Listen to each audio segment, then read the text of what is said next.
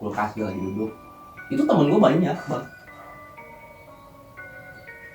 Iya. Temen gue banyak. Bilang, gue liat senang bayar nyamperin ke gue dengan posisi yang ininya mau putus. Yang menurut ya bisa dibilang membekas, gue ngeliat sepasang suami istri.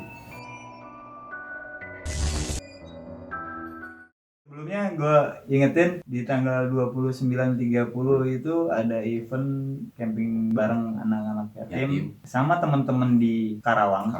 Banyak sih komunitas di Karawang, ada Karawang Peduli, ada Pendaki Indonesia Chapter Karawang, ada KPG Karawang gitu. Banyak banget teman-teman dari Karawang, dari teman-teman Puncak Sempur. Karena eventnya kebetulan di Puncak Sempur. Tanggal 29-30 camping bareng anak yatim. Detail kegiatannya itu nanti ada inspirasi balik tenda, isinya tentang motivasi, ada edukasi tentang safety camp, ada edukasi tentang sampah, terus ada kegiatan donasi atau santunan buat anak yatim, ada fun game-nya gitu. Jadi banyak. Buat teman-teman yang mau berdonasi atau mau berkontribusi untuk menjadi relawan kah, untuk bisa memberikan sumbangan kah, atau bisa memberikan doa buat kita semua untuk bisa menjalankan itu, monggo. Terima kasih. Dan kalau misalkan butuh kontaknya, nanti gue akan pasang flyernya di awal dan akhir video. Jadi bisa langsung kontak, hubungi kontak person BPS. Nggak ada orang yang tadi lalu lalang sebagainya. Cuman gue sempat lihat ada satu portal di sini. Ya itu mungkin bonus dan apesnya gue lihat portal dan mereka keluar masuk dari situ. Tepat dari kamar sebelah. Makanya kan gue tanya, sejak kapan ya dibuka? Sengaja ditutup gitu loh. Bukan sengaja ditutup. Apa ya? Itu pintunya. Dan pada saat itu ditutup, berarti tidak ada hawa manusia yang di situ. Pada saat itu dibuatkan gerbang, dibuatkan portal, terus memang benar-benar nggak dikasih hawa manusia, itu akan sangat jadi gerbang yang semakin bagus. Makin ramai dan makhluk itu bisa gampang hilir mudik dengan sangat mudah kan ya. Klimaksnya itu di tanggal 22 Maret. Itu hari terakhir gue nginjek sini dan gue sempat bilang gue nggak mau kesini. Di 22 Maret itu ada apa? Itu hari terakhir gue nggak bisa gerak. Soalnya badan gue tuh kayak banyak banget yang ngeluh, nggak bisa gerak. Cuman kepala gue dong yang bisa gerak. 2 jam lebih. Badan gue Itu berasanya lu ada yang lu gitu susah aja ini gini. Ini semacam ini kali bang ya, apa ya, erup kayak gitu ya. Kalau erup itu kan posisinya tidur. tidur. Kalau ini gue sadar sini lagi di kamar ini aja. Gambar ini. hawanya dingin banget itu bang. Menyeruak panas Panas ya. banget 2,5 jam gue ngerasain itu, diliputi rasa ketakutan pasti. Oh ini mungkin udah makin parah buat gue. Lalu selama 2 jam itu gue udah pasrah. Udah sangat pasrah ya, kasarnya kalau misalkan lu mau ambil ngapain juga gitu kan. Lu nyiksa kayak gini nggak bikin lu ketawa kok. 2,5 jam gue pasrah, gue berdoa, terus sempet kebayang lah orang-orang yang gue sayang gitu. Ya gue minta maaf, seenggaknya gue minta maaf, Bu, Pak, kalau saya punya salah selama ini, saya minta maaf. Mungkin ini terakhir hidup saya. Lu sampai berpikiran bahwa lu bakal berakhir? Terakhir, mati gue di situ. 2,5 jam, alhamdulillah badan gue udah mulai bisa gerak, tapi belum semuanya, baru tangan yang kanan doang. Gue ambil handphone, gue telepon temen gue, kebetulan ya temen gue ojol juga, tapi sama kayak gue nyari duitnya malam. Gue lihat di grup Sherlock mana yang paling dekat, ternyata dia yang paling dekat. Gue telepon, teman gue datang, sampai ya kasarnya sih dia maksa buat masuk karena salahnya gue kuncinya, pintunya gue kunci. Gak tahu gimana ceritanya ya, pintunya bisa kebuka. Gue posisi di sini, pintu nggak semuanya gue tutup, pintu kamar dia hanya sedikit gue tutup. Dia masuk, lihat gue udah kayak gitu, gue diangkat. Berapa orang tuh dia datang? Sendiri. Sendiri. Dan ya udah Oh, udah di belum. atas gue. Jadi kayak abang gue aja gitu. Dia datang berusaha ngevakuasi gue, nyelamatin gue. Motor gue tinggal, gue udah nggak peduli motor, udah nggak peduli barang-barang yang ada di rumah. Pokoknya gue harus pulang. Pikiran gue tuh ya, gue harus pulang ke tempat bokap. Bokap kandung. Gue harus balik ke sana. Gimana caranya pun gue harus balik. Malam itu juga. Di mana? Masih di Bandung juga. Oke, siap. Masih di Bandung juga. Akhirnya gue dianterin, temen gue cerita ke bokap, ini anak nggak bisa gerak badannya. Dan itu masih di posisi di rumah tuh kaki gue masih belum bisa gerak. Tapi kalau ini udah lumayan lah, cuman agak sedikit masih kaku gitu. Kaki gue nggak bisa gerak, sampai dipaksa buat, kebetulan ada satu paman gue yang bisa ngobatin. Dipanggil, diliatin, ternyata ya gue dipeluk sama yang gitu. Miskin. Kayak kerdil. Kayak kerdil apa yang di pojok sini? Pojok belakang. Berarti emaknya kayak. Banyak ya. Kalau yang kecil tuh nggak berani dia. Batas suka ini kali ya. Apa ya istilahnya, teritorialnya sih. Ya. Teritorialnya cuma sampai pintu aja. Oh, Kalau yang kecil itu Ya, itu biasa apa? Penerima tamu. resepsionis. Ya. Kalau yang itu akhirnya bolak-balik gitu. Iya, Bangir bang, Bangir. akhirnya ya dipanggil saudara itu, paman, panggil dia sebisa mungkin ya supaya gue bisa jalan lagi.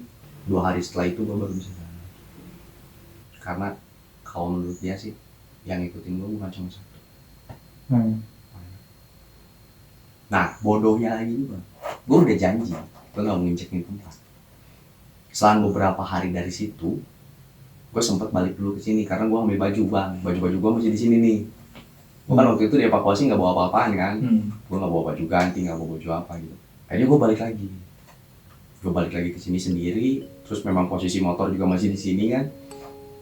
Gue mikirnya ya udahlah gue mau sana, tapi ini terakhir ya, pas POMI gitu, ini terakhir buat gue mau ngambil barang, gue mau ngambil apa, pokoknya semuanya gue mau gue ambilin dah gue mau cabut gitu. Gue lagi packing, lagi beres-beres lah barang-barang yang ada di sini, terus buku-buku gue bawain juga semua. Ini yang paling parah, gue nyaris gitu, tapi gue percaya gue nggak akan bisa dimasuki.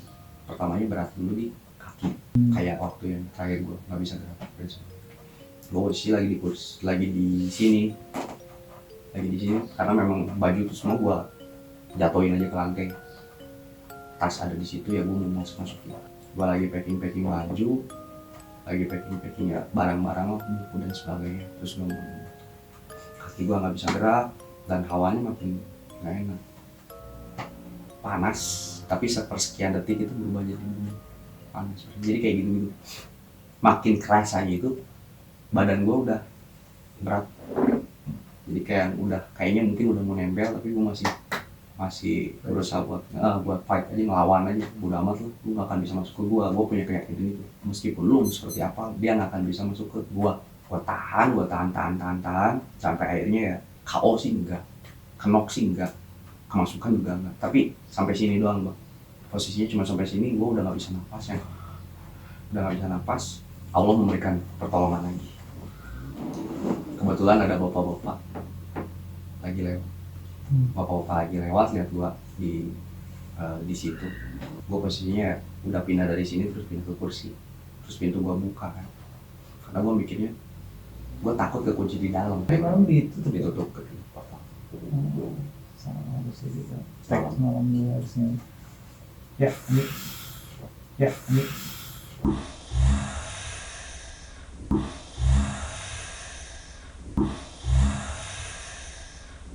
Bapak-bapak itu yang ngeliat gua kayak gitu mungkin nggak tega atau kasihan.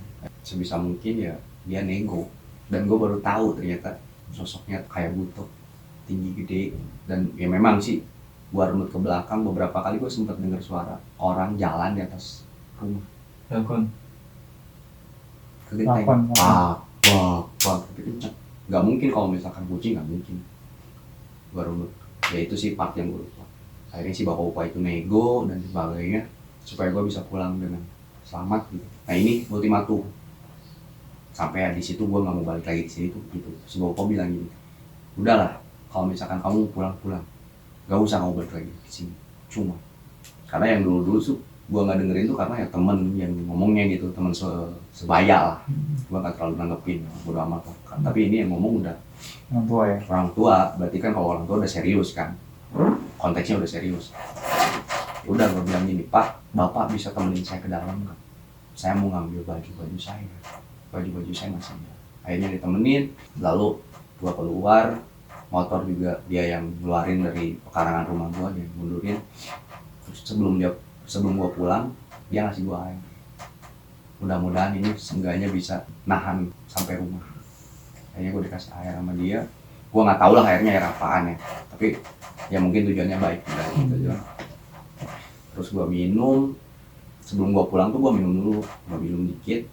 Terus ya gue berdoa aja, ya Allah, kalau misalkan memang saya masih ditakdirkan untuk melanjutkan hidup dan masih dipercaya, tolong beri keselamatan saya sampai rumah bapak gitu. Nyampe rumah gue alhamdulillah sampai selamat, tapi setelah itu gue seminggu Oke. sakit. Tapi itu gangguan terakhir habis itu udah. Itu gangguan terakhir. Dan dia bilang gini, anak ini nggak sopan. Jadi kejadian yang udah lama, yang waktu itu gua marah-marah, gua maki-maki, si sosok ini ngomong ke si bapak-bapaknya. Jadi badan gua tuh dirasukin sepenuhnya enggak, gua masih bisa kontrol, tapi ngomong gitu. Tapi gua sadar omongan itu. Ke si bapak-bapaknya ngomong bahwa anak ini nggak sopan. Anak ini ibaratnya nggak ada adat lah, udah nantangin saya gitu, sedangkan saya di sini udah lama. Ya wis lah gue. Terus setelah itu ya gue pulang dan sebagainya, gue sakit seminggu. Terus karena memang sebelum gue pulang itu gue sempat minta nomor telepon si bapak tersebut, karena memang tetangga di sini juga. Tujuan gue kan mau nitipin ini rumah, kan. Akhirnya gue telepon, Pak gimana kabar dan sebagainya, basa-basi lah. Si bapaknya bilang, kalau misalkan kamu mau selesai, lebih baik rumahnya kamu jual. Gitu. Karena mereka tuh nggak mau kalau misalkan rumah ini tuh diisi sama orang. Jadi seolah-olah ya udah jadi hak mereka. Gitu. Ya udah, gue nelfon bapak-bapak itu udah selesai, gue matiin. Yang paling parahnya lagi ya, dia datang ke mimpi gue di hari itu. Jadi seolah-olah ya say goodbye, ngasih tanda ya, selamat ya, lu udah pulang, lu nggak tinggal lagi sama gua, lu pulang. Akhirnya gue ceritain semua ke ibu juga, dan ibu pun akhirnya sepakat untuk menjualin rumah. Mulai rumah ini kejual. Alhamdulillah. Oke. Kapan mulai pindah total dari sini? Rencana tanggal 9 itu udah mulai packing Mbak. Oh. 9 besok. Ini tanggal Berarti kita disuruh ke sini nih suruh begini nih. Oh ya, so istilahnya terakhir-akhir. Rasain juga ya. Suruh ngerasain. kagak ngomong. Apa tuh? Kita mau kesini gitu. Nggak tahu. Feeling. Kalau Bang Geri, Ya. pertama kali kesini atau gimana? Pertama bang. Bener. Pertama. Menurut Bang Geri gimana? Semalam. Ini menurut gue sebagai apa ya? Apa yang gue rasain sebagai tamu gitu loh bang. Jadi semalam tuh kan kita sering ngelewat. Dan kebetulan lu pada lagi apa namanya? Lagi asik-asik lah, ketawa ngobrol. Ya. Gue masak kan di dapur. Itu kaki gue bang. Itu kayak Ada yang ngusap? Iya ngusap. Demi Allah. Gue nggak sengaja dong nggak. Ya lu karena lu berdirinya dekat pompa tua.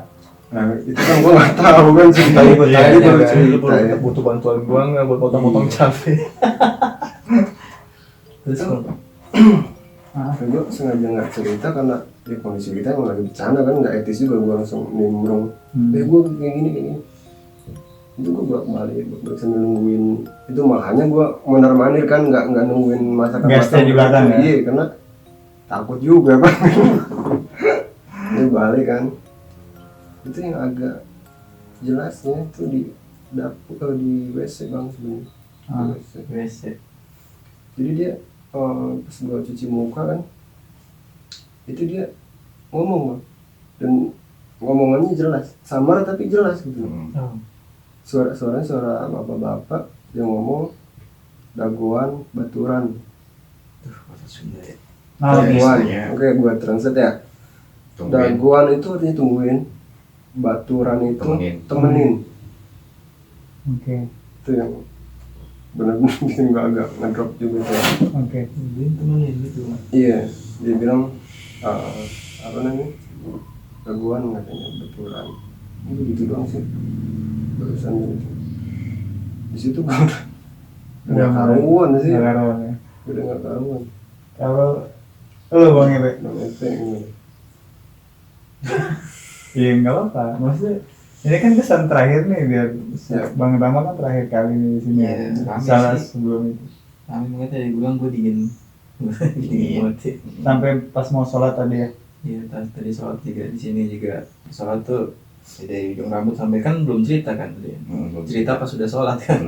Berarti kalau misalnya lu cerita pas gue sebelum sholat, ya mungkin gue Suges. suges Nah, gitu. Tapi emang ini dari kepala B itu.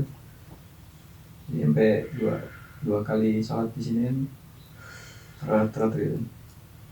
Terus yang tadi gue bercandaan yang kuntilanak gitu. Tiba-tiba stuck di sini. Stuck. Jadi kayak lu tidur lama lu nggak bisa nengok gitu. Saya salah bantal gitu. Ya bisa banget ya sempat semalam. Di luar nggak diganggu. Ya tadi kencing paling. Tungguin. Tapi nggak gitu lah paling. Iya. Cuma kayaknya ada yang narik manggil nyari perhatian di sebelah itu. Kalau gue sendiri sih dari mulai datang ya, maksudnya dari mulai datang. Ramai banget gitu ya. Udah rame kan, pas udah rame. Mungkin miske yang lo bilang yang ada di pohon tetap masih di pohon itu. Pohon yang ini depan deh. Iya. Iya pohon mangga depan sini. Terus yang lo kan bilang ke gue, Bang kalau di depan agak kesini karena di samping ada yang ngeliatin gitu kan.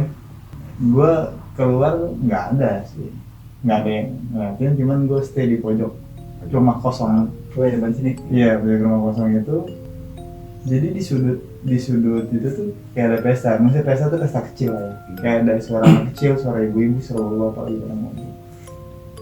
Ya maksud gue kan yang lo bilang Bang Tam bahwa ya sebelah kiri tanah kosong, sebelah kanan rumah kosong, depan kanan kosong, depan kiri kosong, rumah ini tusuk sate kan gitu kan. Dalam artian sisi depan persis kosong, nggak ada apa-apa, sudut kanan yang nggak ada apa-apa, sudut kiri nggak ada apa-apa, kanan rumah kosong 20 tahun, kiri kebun kosong bertahun-tahun gitu kan. Dan cuman kita berempat ada di rumah ini. Iya, nggak ada lagi. Gary di dapur, berdua di ruang tengah. Nggak ada suara anak kecil, nggak ada suara ibu-ibu, tapi dan itu jam 2 ya, Jam 2. Sekitar jam 2 lah, jam 2 kurang. nggak ada. Cuma ya itulah gue pada ngobrol, kok asik banget ngobrol. Selesai gue dari sana, yang kayak itu turun. Jadi ya makanya kan tadi gue sempat, ya bukan gitu ya, maksudnya pas gue kentutin, gue keluar, gue kentutin. Sebenarnya sih emang agak iseng gue lirik dia gitu. Jadi ya biasanya gue nggak suka gitu, maksudnya kalau gue kentut ya kentut aja gitu. Pada saat lagi take pun apa gue pengen kentut aja. Mungkin gue nggak tahu, gue pengen iseng aja karena dia iseng. Iya, mungkin agak seru aja kali kalau gua kasih tahu WA bini gue gitu. Boleh nggak apa-apa Bang. Jadi gua tadi sebelum habis sholat ya, gua bilang udah sholat belum, gue bilang. Ya, nah ini tolong dikit doain gua bacain gitu. Oh iya, dari pagi dari malam handphone gangguan, mic gangguan, lighting mati tiba-tiba padahal baterainya full segala macam. Ya itu sering kali terjadi sih kalau misalkan yang diomongin kayak. Gue minta bini gue hapus PP-nya dulu, terus lu bisa bacain kali ya. Oke, jadi Bang Epe izin bilang take dulu sama istrinya, terus istrinya tanya maraton. Ya, Bang Epe jawab ya. Istrinya tanya sampai jam berapa. Fotoku sementara hapus dulu deh, dia nyari bentuk buat tidur sama kamu. Sorry, aku nggak juga pakai PP deh. Jadi dalam artian istrinya Bang Epe mengharap Bang Epe menghapus apapun jadi PP profil WhatsApp-nya atau apanya dia yang berhubungan dengan istrinya untuk dihapus, dan DP WhatsApp dan apapun tentang istrinya juga dihapus dulu. Karena apa? Karena Miss K ini mau ganggu dia untuk menyerupai dia, istrinya dia, untuk bisa tidur dengan dia. Makanya gue bilang, Pe, yaudah kita tag sampai pagi aja biar lo nggak tidur gitu. Karena resikonya tidur akan menjadi kayak Kang Deden, cuman akan kebalikannya, bukan EP yang mau menghalusinasikan tapi perempuan itu, ya. istrinya, tapi si K itu yang akan menyerupai istrinya untuk bisa tidur sama dia pada saat dia tidur. Poinnya itu. Jadi iya nggak tahu ya, maksudnya kebetulan Bang Epe dan istri juga kan, iya itulah pokoknya lah. Emang. Dan kalau nggak tahu soal masalah Kang Deden itu ada di video sebelumnya ya. Yap, betul. Kalau bicara Kang Deden itu yang bicara di Papandayan. Ini lanjutan gue tadi minta tolong dia setelah sholat itu terus baca trikul doa-doa lah. Jadi Oke. gue biasa butuh bantuan, nggak bisa sendiri gue, harus ada istri gue yang bantu. Betul.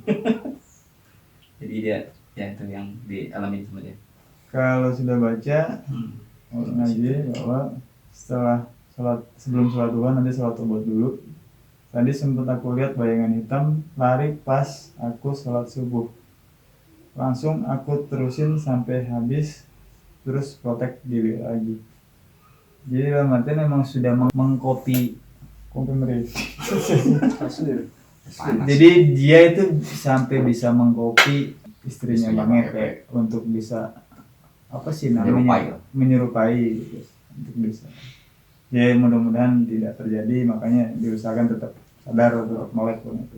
Terus di sini kan ada agak sedikit gue cerita nih Bang ya. Di rumahnya Bang Tama itu kan posisinya masuk, nanti sambil gue ceritain, sambil gue cerita sambil gue kasih view gitu. Masuk tuh tusuk hati gitu, masuk sebelah kanan pohon mangga, terus masuk pintu di tengah, masuk ruang tamu, langsung ruang tamu sebelah kiri, ada kiri depan itu kamarnya Bang Tama. Sebelum pintu kamar Bang Tama itu ada bangku buat tempat duduk ya Bang. Nah terus setelah kamar Bang Tama itu ada kamar orang tuanya Bang Tama, ibunya dan ayahnya. Dan itu sudah sekitar 6 bulan ya Bang ya? Tidak dibuka, dikunci, dan kuncinya dibawa ibunya ke Bali. Jadi memang bukan sengaja tidak dibuka, karena memang kuncinya dibawa, jadi mau bongkar pun nggak sopan. Jadinya tetap dibiarkan terkunci. Nah hubungannya apa sih? Hubungannya itu rumah sebelahnya Bang Tama ini, sebelah kanan itu sekitar 20 tahun lebih kosong. Sebelah belakang itu tingkat 3 lantai kosong 20 tahun lebih. Kalau teman-teman ingat cerita gua rumah Tidore, persis mirip karena rumah Tidore itu rumah gua, belakangnya rumah kosong. Semenjak dibangun Perumas 3 Bekasi sampai saat ini nggak pernah ditempatin, bahkan sudah jadi tempat sampah. Jadi itu adalah bentuk istananya mereka, dan kebetulan kamar gua jadi pintu lalu lalang. Nah di sini kediaman atau kamarnya ibundanya Bang Tama itu sebagai gerbang. Sebagai gerbang. Makanya kenapa ada anak kecil di depan situ, di depan pintu itu, karena memang untuk menyambut. Ya, untuk menyambut. Kedua, kenapa itu dijadikan gerbang? Karena tidak ada hawa manusia yang masuk di situ. Jadi memang sangat nyaman untuk dijadikan gerbang guys buat mereka. Perkara tadi minta temenin dan ditungguin itu memang bukan dari bagian dari mereka. Yeah. Nah, bukan bagian dari mereka, tapi dulunya adalah korban di tempat ini. Dia adalah salah satu dari pasangan suami istri yang tadi ya, dan istrinya itu ayahnya, suaminya. Nah, istrinya itu adalah yang ada di dalam kulkas. Iya, jadi poin basicnya itu. Sebetulnya ada sisi lain yang menginginkan Bang Tama untuk menetap di sini untuk bisa nemenin. Cuman dari sisi lain yang merasa terganggu kalau Bang Tama ada di sini. Bang Tama selalu sejauh ini masih sering bertahan tuh ya karena ada bisikan-bisikan untuk bertahan. Cuman tenaga mereka jauh lebih kuat. Lebih. Sama sih poinnya, mau nyawa atau kehidupan yang berantakan. ya sekalinya nggak meninggal kehidupan tidurnya berantakan. tidurnya nggak Bayangin, karuan. siapa yang nggak sakit tidur sehari cuma 15 menit? 15 menit sehari. Siapapun pasti tumbang gitu kan. Jadi poinnya itu sih bang. Ya alhamdulillah sih maksudnya alhamdulillah abang bisa jual rumah ini, maksudnya minggu ini udah bisa cabut mudah-mudahan rumah baru udah tenang lah gitu. Itu pilihan yang paling baik ya pindah ya. Ya bang, sama kan kayak rumah tidurnya juga gua keluarga akhirnya memutuskan pindah. Siapapun nanti di kemudian hari mudah-mudahan bisa lebih baik lah. Entah itu ini dirubuhin dulu kah atau gimana. Syukur-syukur sih rumah sebelah yang dirubuhin. Karena kalau boleh sedikit cerita soal rumah sebelah ya bang, konon katanya sih, tapi saya nggak berani menjamin ini benar atau enggak. Yang punyanya kan orang Surabaya, satu persatu meninggal. Ini tiga kali yang nempatin nggak ada yang hidup. Yang pertama orang Bandung tuh ya meninggal juga keluarga. Yang kedua orang Bandung lagi meninggal lagi. Yang ketiga itu memang dia bisa dibilang mungkin seneng sama art gitu ya, sampai ada di dinding itu kayak lukisan gitu tapi timbul. Itu yang terakhir. Kalau dia sih yang terakhir tersisa cuma suaminya. Jadi dia pinjam uang ke bank sama dia nggak dibayarin terus kabur. Jadi posisinya ini rumah memang punya bank dan nggak pernah ada yang mau ngurusin gitu. Itu rumah dikunci nggak sih? Nggak dikunci. Bisa masuk nggak? Bisa. Bahkan fakta barunya saya baru tahu yang abang bilang suami istri itu ada di sini. Saya nggak tahu karena awalnya mungkin tujuannya dia itu baik, tapi saya nggak siap untuk melihat fisik mereka mungkin juga sih. Memang benar di WC itu ada laki-laki, sosok laki-laki. Jadi Bang Tama tahu tuh? Nggak tahu, tapi saya nggak pernah ngebesar-besarin. Yang Gary tadi itu berarti yang sistem gua tadi ya bang ya. Berarti dua sisi nih bang, maksud lu bang? Bukan, jadi yang tadi Bang Tama bilang lagi duduk madep ke kulkas terus ada bayangan dua orang suami istri yang lehernya kepotong itu. Nah, dia itu satu di kulkas ibunya, satu di kamar mandi kakaknya. Korban. Jadi bisikan-bisikan kayak gitu sebenarnya ya kodenya dia tuh mau menceritakan bahwa kejadian dia tuh di sini kayak gimana. Terus tolong dong temenin. Mereka tidak bisa bicara dengan siapapun, hanya mereka berdua. Dan mungkin kebetulan saya dikasih untuk. Cuman mungkin Bang Tama satu nggak terlalu kuat di sisi itu, tapi juga selain kalau nggak ada gangguan dari yang lain mungkin bisa dapat, maksudnya bisa dapat tuh pesannya apa sih gitu. Cuman karena terlalu besar gangguan. Iya, berarti ada maksudnya dua sisi, yang satu ngasih tahu, yang satu lagi jangan gitu, maksudnya nggak suka gitu ini di musir. Ya. Jadi mereka sendiri konflik gitu. Mereka sendiri konfliknya gini, bukan konflik, mereka tidak berkaitan sebetulnya bang. Jadi kalau lu bilang maksudnya dua sisi, memang dua sisi, tapi mereka tidak berkaitan sebetulnya. Berdua itu tidak kemana-mana, dia memang di sini. Tapi yang lain itu adalah orang yang hilir mudik gitu. Jadi entah itu bodyguard, entah itu penerima tamu, ya gitu-gitu, entah itu dayang-dayang gitu. Dan menurut lu bang, kan gua tuh yang ngerasain tadi tuh sampai dibisikin kayak gitu, tuh kira-kira ada impactnya nggak sih buat gua sendiri? Itu kan apa yang jawab? Enggak, maksudnya enggak ada. Itu hanya berlaku di sini.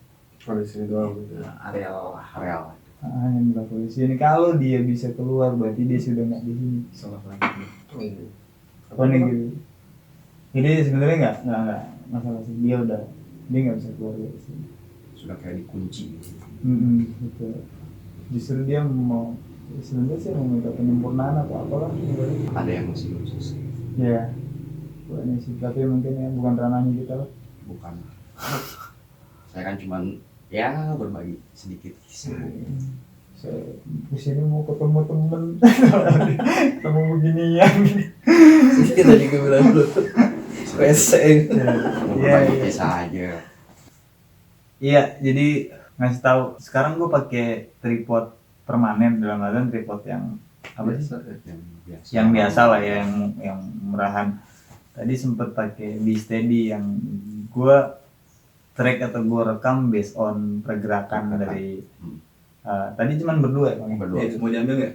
Ada Bang Epe, nggak tahu ke save apa enggak ya? Ada. Kayaknya ke save sih. Save.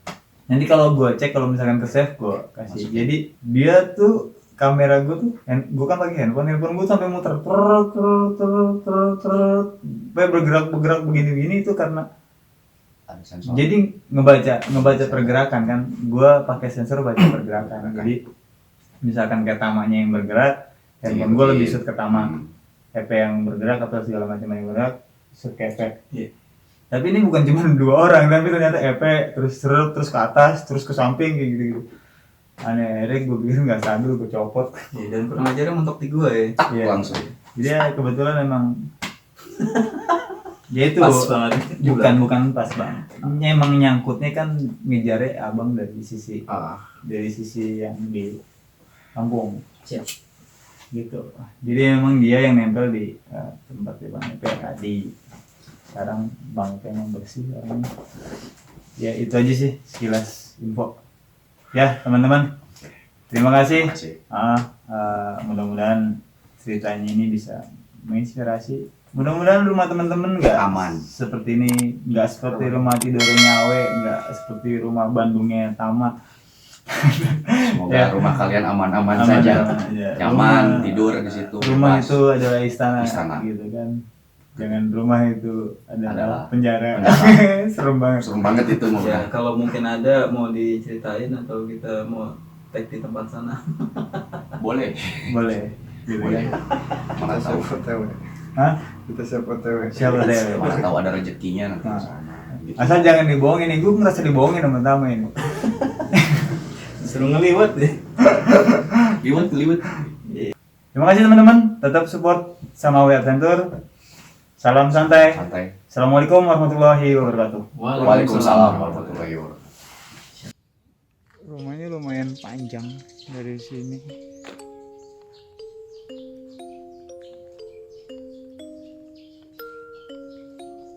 Sampai pojok sini.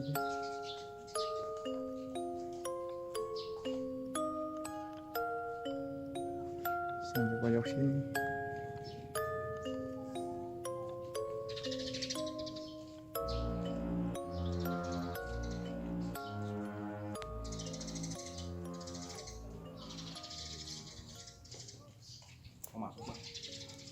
Gembok semua.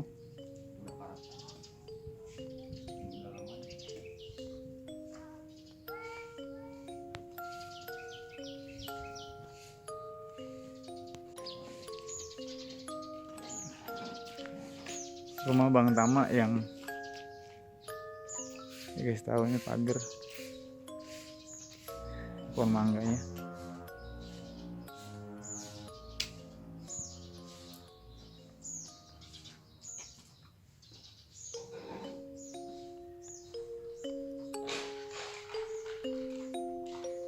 Ini yang dibilang ada kakek-kakek pasangan suami istri sini. Ini yang dibilang freezer yang ada kepalanya. Ini pintu yang nggak pernah dibuka. Ini kamar mandinya.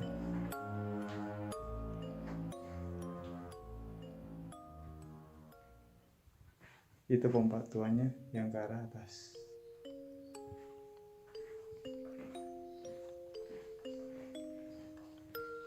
Ini kamarnya.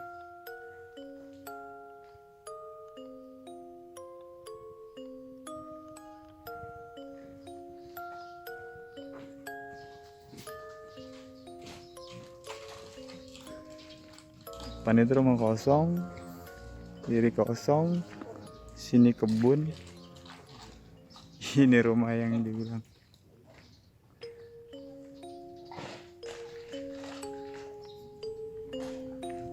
Jadi ini kosong juga.